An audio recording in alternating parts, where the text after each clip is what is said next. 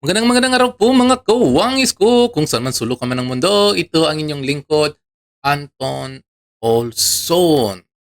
Sa mga hindi pa din nakasubscribe sa akin, please subscribe my channel. Ngayon, galing po ako sa bakasyon, kaya ngayon muli ako naman ngayon magbabalik ang inyong kawangis. Ngayon sa pag-uusapan natin ngayon tungkol po kay Representative Libeste. Alam mo, naawa ko sa kanya. Umiiyak siya sa nangyayari kasi nga parang ginigipit siya ng kanyang mga kongresista tungkol doon. Baka mamaya hindi siya bigyan ng budget tungkol doon sa kanyang distrito dahil sa kanyang mga isinisiwalat na mga skandalo sa gobyerno. Kaya yun ang kanyang yung kanyang ipinagtataka. Kaya ang sama-sama ng loob niya kasi parang baka mamaya pagkaisaan siya ng mga kapwa niya kongresista at hindi siya bigyan ng budget sa kanyang distrito, kaya yun ang kanyang ipinagtataka. Kaya ito, panoorin po natin ang mga kawangis, ang kanyang punto de vista ni Representative Libiste. Na maapektuhan ang budget ng distrito ko dahil sa ginagawa ko ngayon.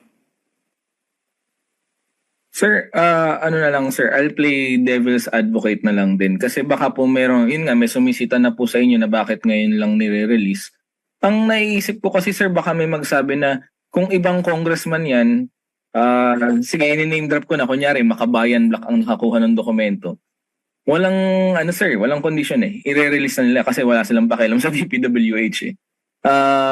So sir, parang are you also parang naninimbang po kayo kasi baka nga mahirapan yung trabaho niyo sa Kongreso kapag talagang inaway po kayo ng ibang mga congressman? Pwede kong banggitin ito ngayon? Sige po sir, sige po.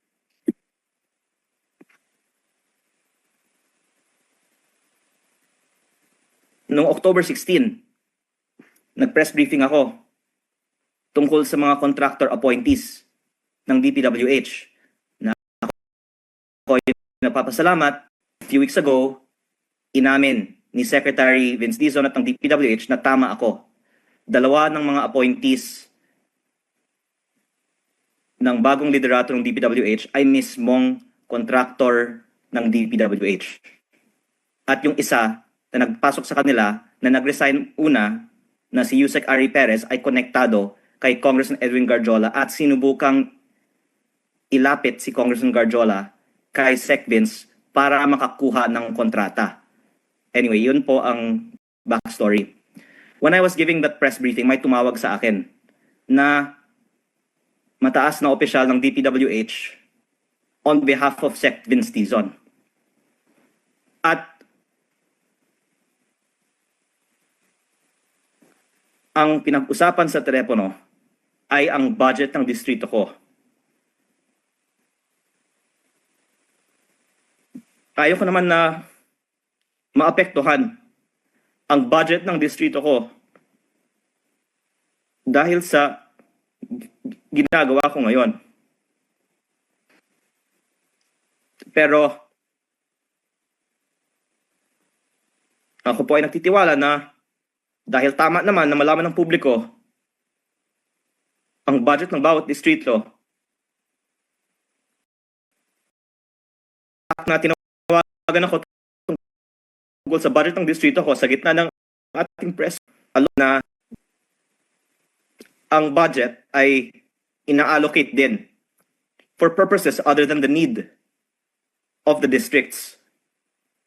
At minsan, ito nga din ay ginagamit bilang leverage over members of Congress. Pero nagtitiwala po ako na hindi maapektuhan ang budget ng distrito ko dahil sa ginawa ko ngayon.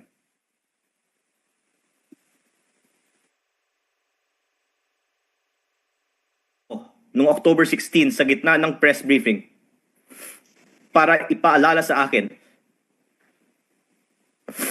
ang budget ng distrito ko.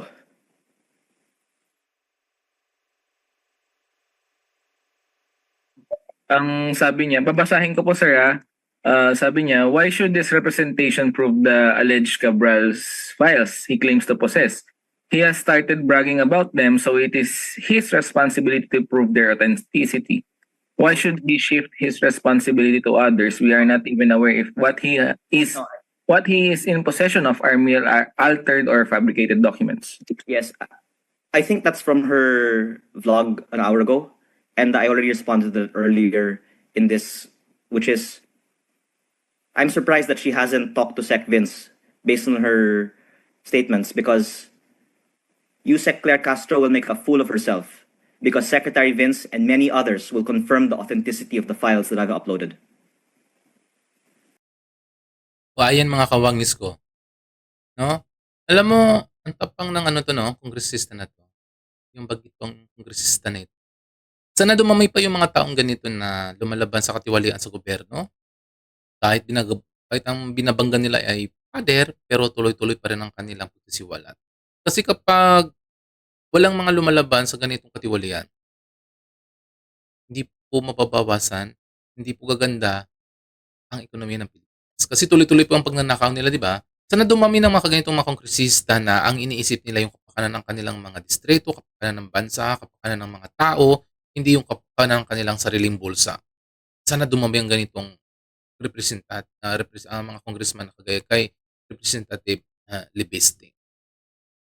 Ang gandang pagpapalaki sa kanilang mga magulang. Kasi unang-unang inuuna niya yung kanyang distrito. Sino bang tao na iiyak sa harap ng kamera kung hindi siya makabayan, kung hindi niya iniisip yung kapakanan. Kasi kung tutuusin, napakayaman na to eh. Pero iniisip niya yung talagang kapakanan ng bayan. Kasi naiisip niya talaga parang na lumalayo na tayo sa lumalayo na tayo sa ating mga kapitbahay na bansa na umaasenso. Instead na tayo aasenso, bumabagsak na tayo.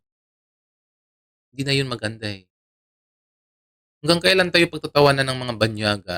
Kailan ba tayo hindi rirespeto ng mga banyaga? Kasi nga kapag ang isang bansa mayaman, nirerespeto ka ng kapwa mo bansa. Hindi ka binubuli ng mga kapwa mo bansa. Ang tingin sa'yo napakataas. Pero kapag ang tingin mo pag ang alam ng mga banyaga na yung bansang pinanggalingan mo ay mahirap, parang ginagawa ka lang doon nilang utos-utusan, kinakausap ka nila rin ng maganda, pero sa totoo lang, deep inside, hindi ka pa rin bilong sa kanilang sa kanyang sosyedad eh. Kasi ang tingin nila, ng mga mayayaman silang bansa. Yan kapag nagpumunta ka po sa mga sa mga abroad, mararamdaman nyo yung mga kapwa OFW. Nararamdaman ninyo kung sino po yung binibigyan ng importansya at kung sino yung mga matataas ang tingin. Kaya ang tingin sa atin ng mga mayayamang bansa, hindi Diyos ko, para tayong alipin. Kahit sa mga swelduhan, sa kanila malalaki, pero parehas ang trabaho nyo, parehas ang responsibilidad nyo, pero ang sahod nyo na mababa sa kanila. Hindi fair ang swelduhan.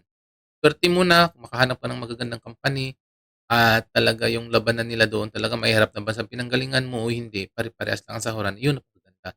Pero almost ganun po ang nangyayari. Kahit ano ko pa katalino, kung kasama mo yung mga ibang banyaga, kapag nalaman nilang pinanggaling mo mahirap na bansa, tingnan sa'yo na baba. Ganoon naman, di ba? Parehas naman dito sa Pilipinas, kapag nakita mo yung mga tao is mahirap sa'yo, marami dito mga taong ganyan na parang halos hindi nila pinapansin, di ba?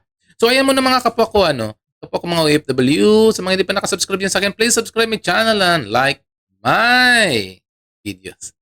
So ngayon, masalam.